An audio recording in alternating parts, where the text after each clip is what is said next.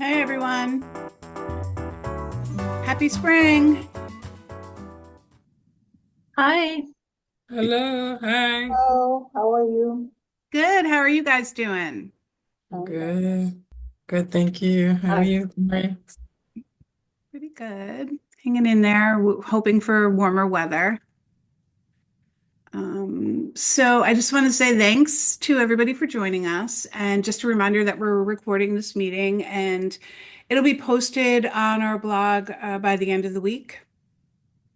So we only have two things to discuss today. And then, of course, we're just going to open everything up to you guys. First thing I want to talk about is the prenatal visits. So now, per the policy, the prenatal visits are now required to be entered into the system, and they are recorded on the home visit log um, under the tab called Health of TC. Um, if mom is receiving prenatal care and you know about it, then you select yes from the drop down, and then a link to the PC1 medical form will appear. Click on it to enter the home visit. Just a heads up that only prenatal visits that occur after the screen date will be allowed to be entered. But there's been a recent update to the QA report. So the update made to the QA report will pull only cases that have been enrolled for a full month or more. And this change will be published on Friday, right, Ben? Yep, should be. Yep. So because we've gotten a couple tickets where, like the family's been enrolled or the screen date took place on the 20th of the month, but the prenatal visits happened before then and they couldn't be entered and there was like, um, you know, uh, chaos on the reports. So now we're correcting that. Hope that's good news. Any questions about the prenatal visits or anything? Oh, yeah, you said 2 months or more, they'd have to be in the program for 2 months or more? No, no, no. They're enrolled for 1 month or more. 1 month or more. Okay. So, in the instance that is coming to mind, the screen date for the family happened on February 20th, but the prenatal visits happened on the 7th and the 14th. So that happened prior to the screen date. So they couldn't be entered and therefore they couldn't show up on the report. So now, in the case that I'm talking about, the report will only pull this case once March 1st through March 31st happens because they've been now enrolled for an entire month. Does that make sense? Yes. And those are the ones that who don't have that, the information in will show up on the QA report at the very bottom, because I could see some of ours showing up, but that's where they will show up if they don't have a prenatal visit in after And they've been enrolled for 1 month a or more. month or more. Okay, thank you. Oh, no problem. Good question. So now I'm going to turn it over to Ben, who's going to share an overview of the group supervision form. Thank you, Corey. I'm just gonna do my quick share here. And this is obviously primarily going to be for supervisors that are in programs that currently do reflective consultation group meetings. So, in the settings menu, you'll find in the data entry column the reflective consultation group meeting form link. That's where you'll go to enter any of the group meetings. And just like all our other forms, there's a button up here for the new. Go in there, and here's where you can enter everything um, from the date to the time to the facilitator. Now, the facilitator doesn't necessarily have to be someone who's in your program. So what we have here is similar to a lot of the other lists in, say, the home visit log or the screen, where you basically, as a supervisor, manage the list of facilitators. So right now I don't have anyone here, so I'll just click not in list and throw in a test person. And then once that loads, this is a test site, so it's going to take a second. And how do you get to this? You go to under settings, under the data entry column, there's reflective consultation group meeting form.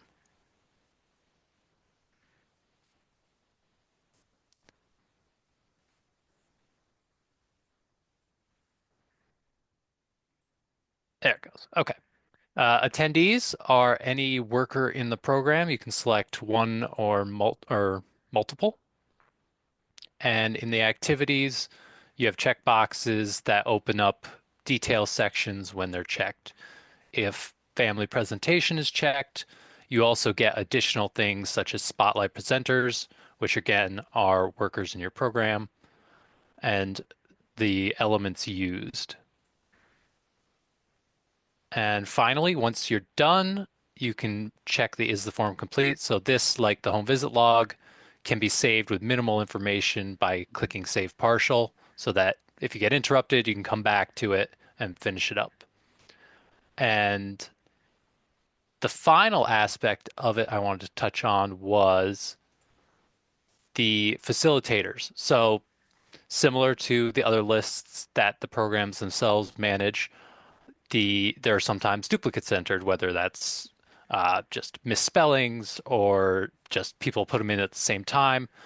If you need to manage them, you can go and click that Manage Facilitators button right underneath. It will take you to this page where you can say fix a typo, you can delete unused ones, etc. So that allows you full capability to manage the list of facilitators. Um, Oh, I guess I should touch on the reporting. So, as per New York policy and the BPSs, these reflective consultation group meetings can replace one weekly supervision per month as long as the worker meets the requirements and the meeting meets the requirements. So, for details about that, the easiest way to find those are in the 12.1b report documentation. So I'll just quickly go there. But I believe the requirements are fairly simple. And can you see the report documentation or do you still see the... We still see the MIS. Okay, let me just stop and reshare. That happens when I... There we go. Okay, now can you see the documentation? Yes. Perfect. Okay, so you'll see the number of acceptable reflective consultation group meetings. The meeting must be 90 minutes or more in duration. One group meeting per month qualifies as an acceptable supervision if the worker has been an FSS, FRS, or dual role for at least 1 year and they have 0.25 FTE or more. All right, well, that's really all I had to present on. Does anyone have any questions on the group meeting form? We got some feedback from Holly, who said it was really easy to enter. So, Great. Glad to hear it. Thank you, Holly. yeah. I have a question. The collective consultation group meetings, are those to be held with or held at those programs that started the CWP program only, or can they be done by everyone? And how do you get qualified as a facilitator? Or what are the qualifications? Great questions. As far as I know, they are available to any program, regardless of CWP status. The requirements for facilitators, you'd have to ask PCANI or OCFS. We have no idea. So Holly has a question. Will it allow a regular supervision on the same day if the person is less than a year? So These can never replace an individual supervision for anyone who has not been in their role for a year. So if, say, you were an FRS for 6 months, this couldn't replace supervision. Oh, FRS for 11 months couldn't replace it. Same thing yeah. for FSS dual role.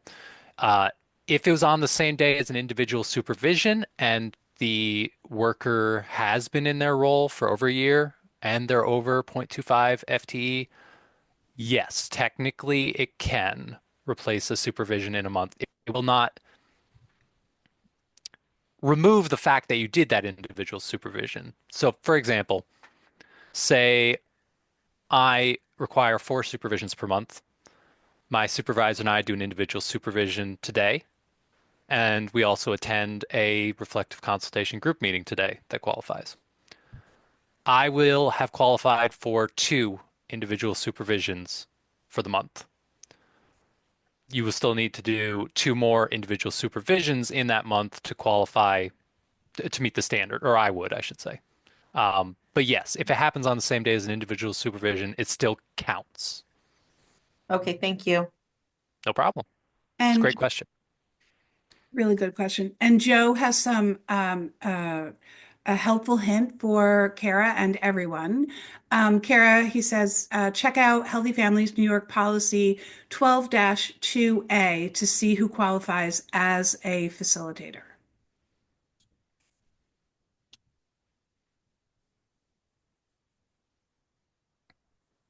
Any other questions? 12-1A. That's what I said. Any other questions regarding this? Or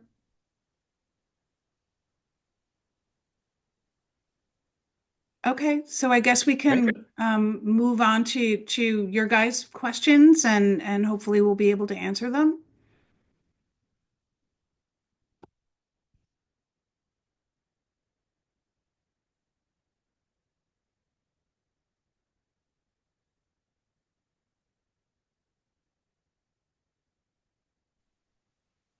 Hello. I just, Oh,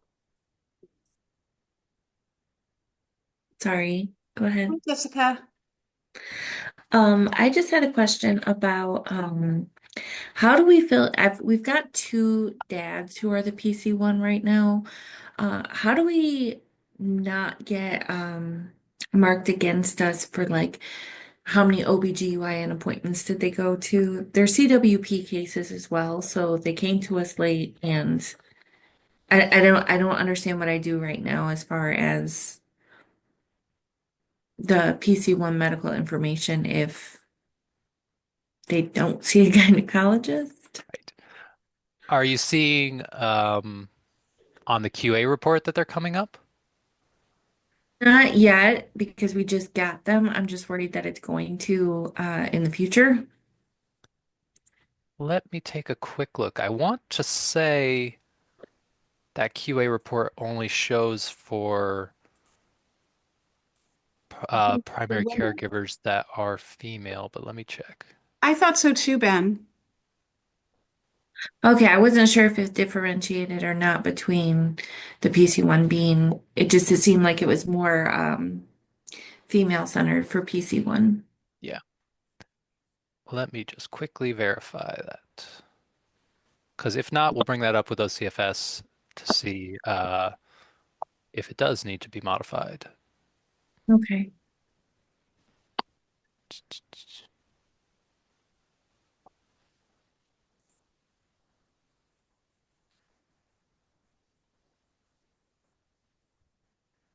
give me one more second. I mean, the other piece, which is, not a perfect answer to your question, Jessica, is that, the requirement is not 100%. So even if you miss Right. one case, but still, I mean, if it's out of your control, it's out of your control. So, and I feel like I mean, we'll wait for Ben to get back, but I feel like we've had this question before. Okay. I had just never had a Oh, PC1 be the dad, so I didn't know how to go about it. so these cases have are they prenatal? No. Oh, okay. They won't be included then. prenatal care visits are only required for prenatal cases. Okay, so it's not going to ask later on. Nope. Okay. Okay. It's not going to ask for like an aftercare appointment, Ben? Because I mean, there is, There's that one. yeah, this like within 6 months or within 6 weeks. Sorry, 6 months. I don't think so. Okay. Jessica, I'll do some testing on this and I'll Okay. get a definite, answer for you. And then if they are showing up, then, I'll bring it back to Ben and we can talk to CFS about it. Okay. And then I only had one other question. I'm not even sure if this is the right place to ask. But on a service plan, if it's marked as a U, do we treat that as a zero and not fill out for on the frog if it's marked as a U? Do we still fill it out on the service plan? Like you don't have to for a zero. So if the frog score is a U, say for parent two, Hmm. you're asking whether or not you should fill it in on the service plan. Well, even if it's a U for the first parent one. Okay. Um, Not sure. I would say, I is more of couldn't a find it policy anywhere. question. Yeah. Yeah, Yeah, yeah, that'd be a good question for your contract manager, I think. Okay. Okay. Because you're right, it's not clear in the form or as far as I know, the policy. yeah. Yeah, I couldn't find it anywhere, so I figured I'd just ask. But That's a okay, good thank question. you. Like just we could tell you how to enter something, but we can't tell you what to enter. So when I always ask myself that question, and if it's like a what to enter, then that's usually a contract manager thing. Kara, do you have a question? Yeah, Jessica's first question stirred another question in my mind. Benjamin, you said what if it was, you asked her if it was prenatal, right? Suppose it is. How do we code that in the system? And so are you talking about a prenatal case where the PC1 is not the mother? Not a mother, it's a transgender. Hopefully I'm saying that correctly. Yeah, no, from what I found in the code for that, it doesn't do any current check against gender, so that should be fine. It basically says all prenatal cases, the PC1 needs to have OBGYN or PCP prenatal medical care visits. Okay, so it's not gender specific, it's just prenatal. Okay. Not from what I could find. Thank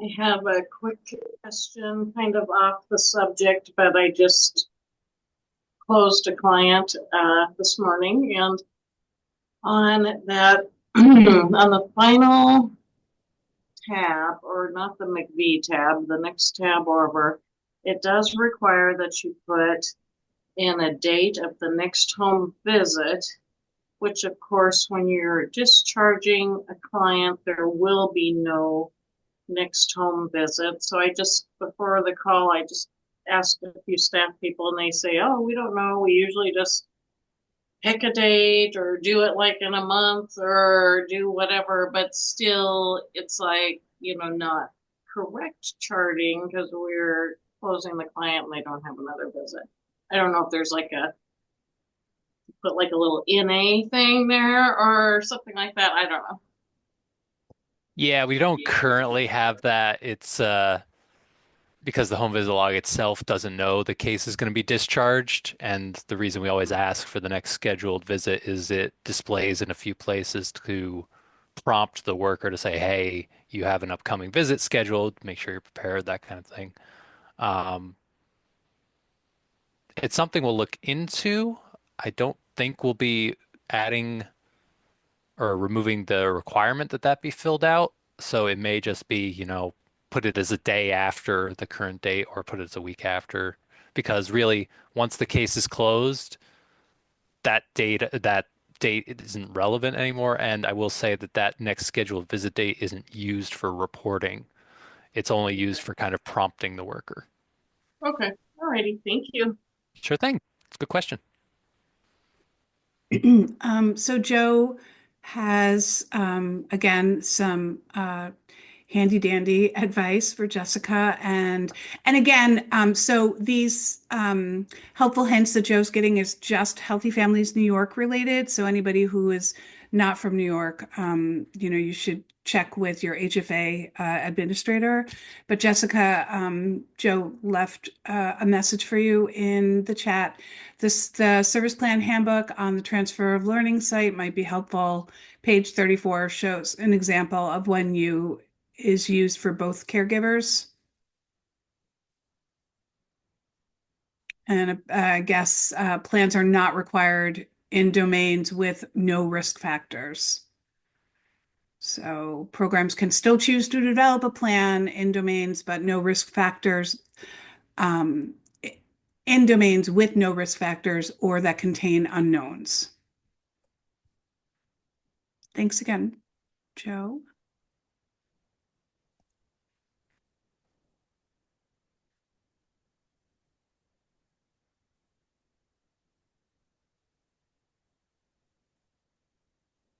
Anybody have anything else?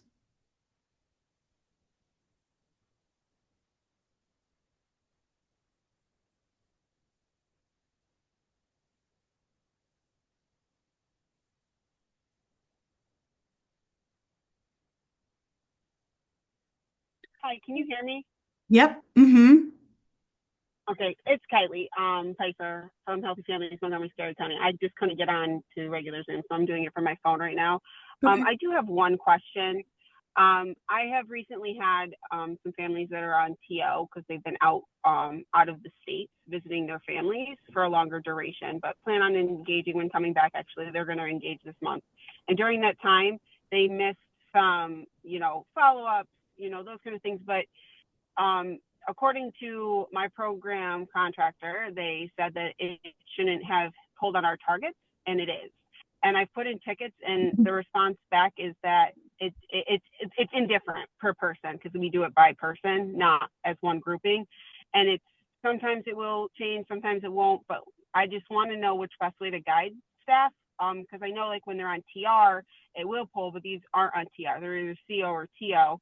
And for the strides that my program was a smaller program, so every one of those counts, especially because we're not at capacity. So I know it's not expected to be 100 for some of those performance targets or indicators, but for us with such a small number, that makes a difference of an impact. So I just want to give them some feedback because we have a team meeting coming up, and this is a question that constantly comes up in supervisions and is brought to my attention, and is something that I am actively reviewing myself. So I just had the feedback isn't consistent. Go ahead. I'm sorry. No, go ahead.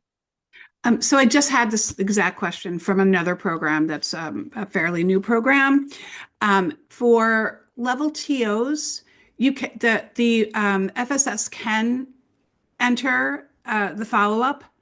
And they are required to do so, I think, within like 3 months' time. ASQs and ASQSEs, I believe, are not required, but they don't show, they shouldn't show on the report. And if you're getting one that is, then please send us a ticket. But the follow-ups can be entered and using information that the FSS already is aware of regarding the family. So just to be clear, even though they're not maintaining contact, if it's due inside the window, they should be filling it off based off of the basic information that they knew prior to the family going out of the target area. Yeah, but if they're not, again, we're getting into policy. This is kind of a mucky area. If you feel that the case should be closed because there's been an extended time of not seeing the family or being able to even contact the family, then you should talk to your contract manager about possibly closing those cases. But again, I'm not telling you to, and none of my team are telling you to. But if it's been an No, I'm not taking that because they're not even to the 92 days for me to even consider that without a confirmation. Like there would be nothing that it just so happened that they went out in the same window that, you know, a 6-month follow-up or a 12-month follow-up would do, Yeah. or, you know, those big ticket, a cheers check-in would be due, those kind of things. But they all are planning on attending and have been in contact as far as like discussion with and ongoing engagement, but they are just not able to have visits because they're out of the country visiting family on holiday essentially. So we're supporting them through that. So I mean, I can tell my staff to fill it out to the best of their ability, but there is information in there that you want to be able to answer because day to day something's changed for follow-up. Like they ask financial questions, they ask, you know, all of those things within that follow-up, which may have changed. So to fill that out, you know, 3 months time, 6 months time, sometimes that's, you know, that can get a little mucky to just tell my staff to go ahead and fill that out because otherwise it does pull on our target if it's not completed. So I can advise you about the MIS that the report is going to pull that information. If you have questions about what needs to be documented in the follow-up, then please contact your contract manager. Okay.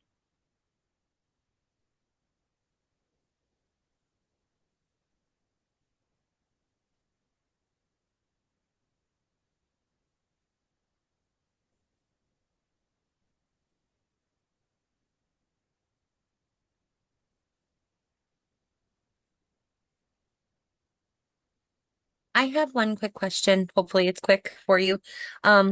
Is there a way for us to be able to upload a document to the service plan?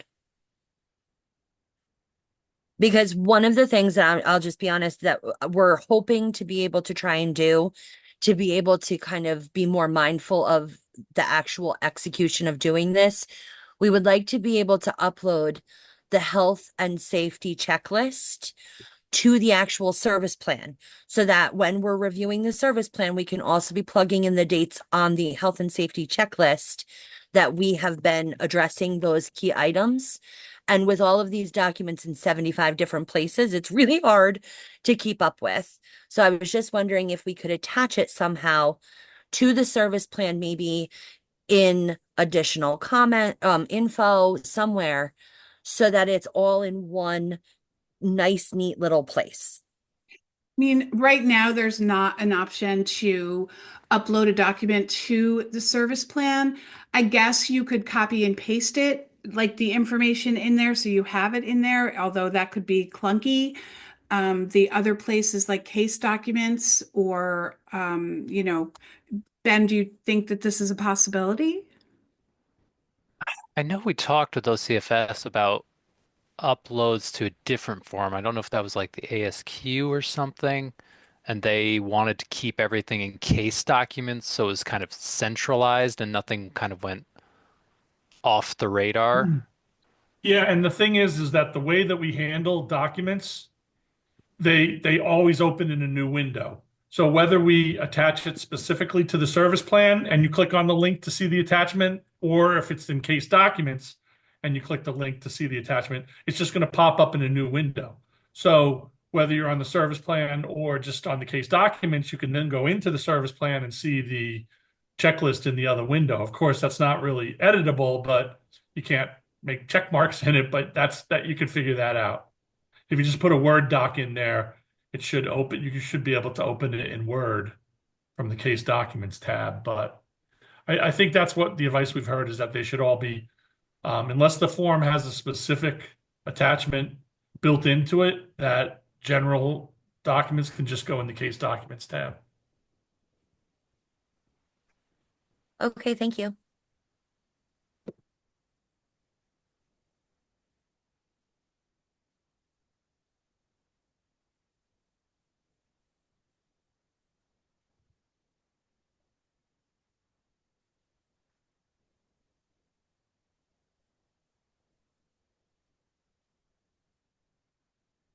Anything from anybody else? Hi, I have a question. I'm pretty sure this is not a new question for you. But I also having kind of like problem with this and it's kind of like annoying. So yesterday I cried like a baby because that happened to me.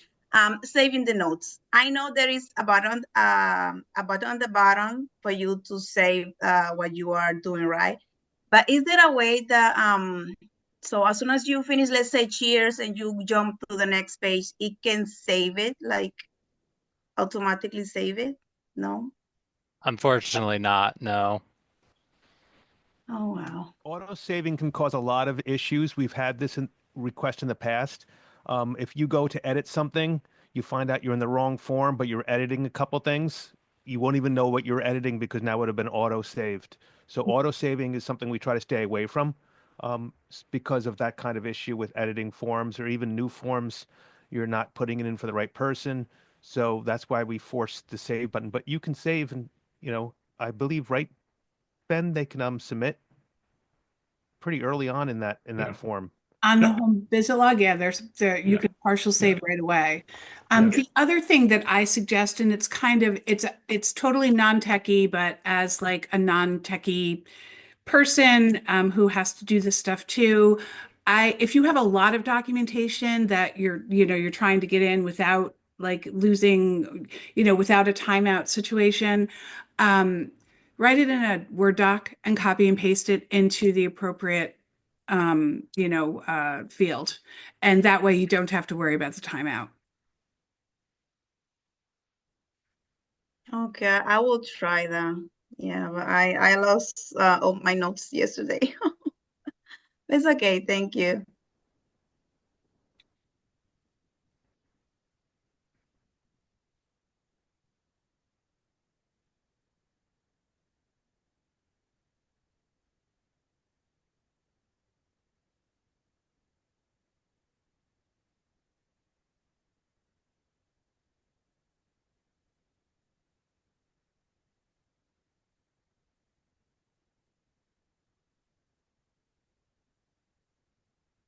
Anybody?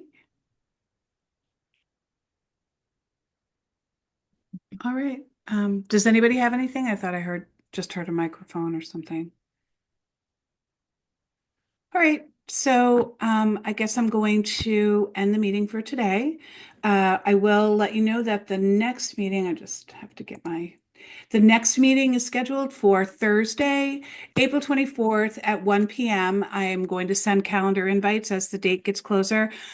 Just so you know, I am trying to switch up the days and the times a little bit because I know that not everybody can come like on Tuesdays or Wednesdays so I'm just trying to mix up the days and the times so people who so everybody gets a chance to come at one point or another. So that's why I'm changing everything.